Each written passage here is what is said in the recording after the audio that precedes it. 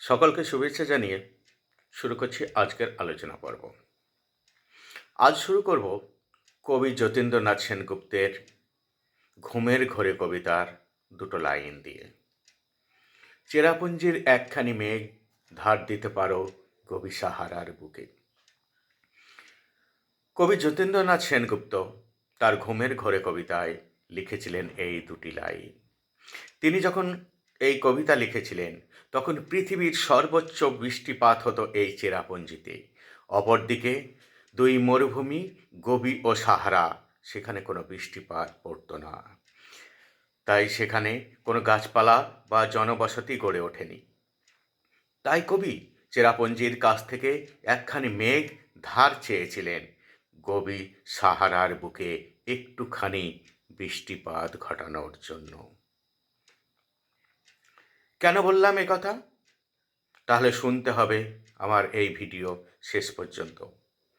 আজ আমাদের রাজ্যে বিদ্যালয়গুলি বিবেচনা করলে আমরা দেখতে পাই যে শহরের বিদ্যালয়গুলি যেন চেরাপুঞ্জি, অপরদিকে গ্রামের বিদ্যালয়গুলি যেন গোবি সাহারা মরুভূমি। শহরের বিদ্যালয়গুলিতে প্রয়োজনের তুলনায় অনেক বেশি শিক্ষক আছে, অপরদিকে গ্রামের বিদ্যালয়গুলিতে দুজন বা চারজন বা কোথাও অল্প একটু বেশি শিক্ষক দিয়ে বিদ্যালয়গুলি চলছে।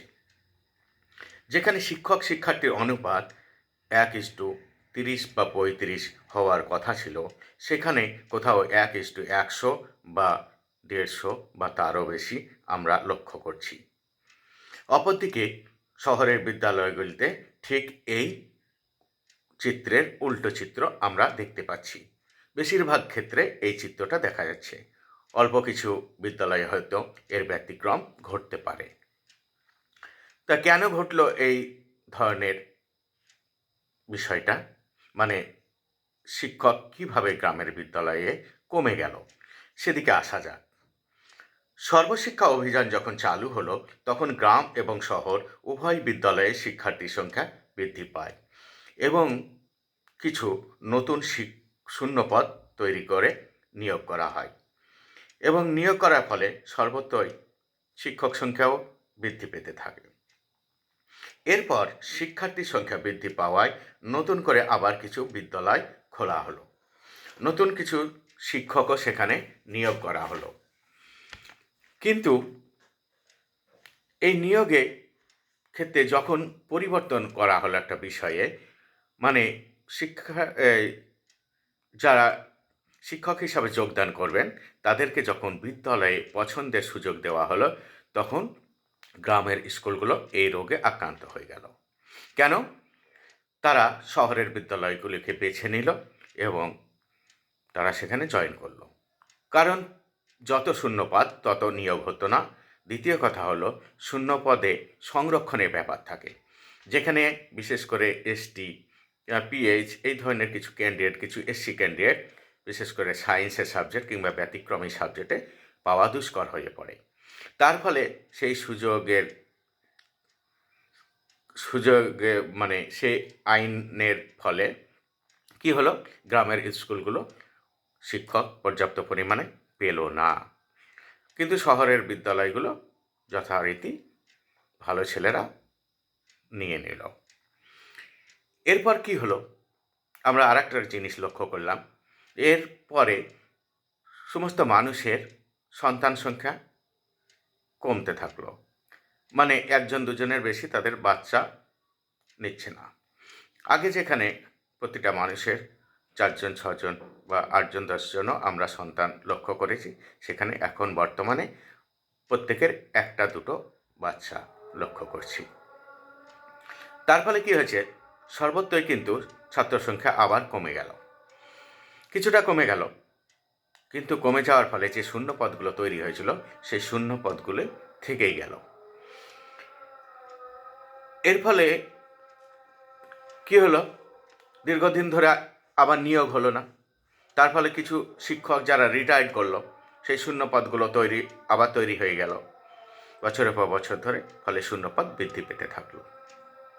এর ফলে আর একটা যেটা রোগ এলো, সেটা হলো কি, বেসরকারি বিদ্যালয়। যেখানে গ্রামগঞ্জে বেসরকারি বিদ্যালয় তৈরি হয়নি সেরকমভাবে, একটা দুটো বিচ্ছিন্ন ব্লক লেভেলে শহরে হয়তো হয়েছে, কিন্তু শহরে আমরা দেখতে পাই অসংখ্য বেসরকারি বিদ্যালয় তৈরি হয়েছে।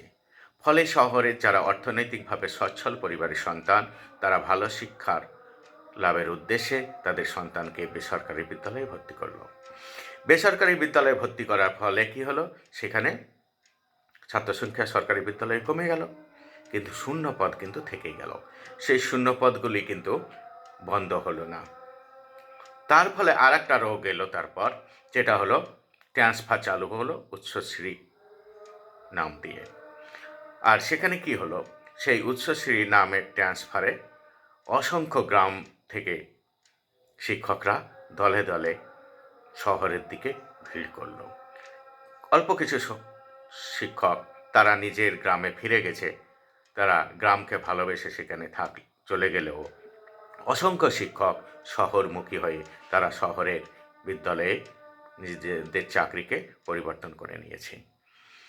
তার ফলে গ্রামের বিদ্যালয়গুলো একদম শিক্ষক শূন্য প্রায় বলা যায়, কারণ অসংখ্য দিন নিয়োগ হয়নি, বেশ কয়েক বছর নিয়োগ হয়নি। তারপরে অনেক রিটায়ার্ড করে গেছে কয়েক বছরে, তারপর আবার গ্রামের বিদ্যালয় থেকে শহরের বিদ্যালয়গুলোতে অসংখ্য শিক্ষক চলে এসেছে। যেখানে আমরা আগেই বললাম যে শূন্য পদগুলো বন্ধ করা হয়নি, প্রয়োজনের তুলনায় বেশি থেকে গেছে, সে গ্রামেও থেকে গেছে, শহরে থেকে গেছে, কিন্তু সেই শূন্য পদগুলোকে কাজে লাগিয়ে শহরের বিদ্যালয়ে শিক্ষক সংখ্যা অধিক হয়ে গেছে অনেক বিদ্যালয়ে। আর গ্রামের বিদ্যালয়ে করুণ অবস্থা তৈরি হয়েছে। তাই কবি যতীন্দ্রনাথ সেনগুপ্তের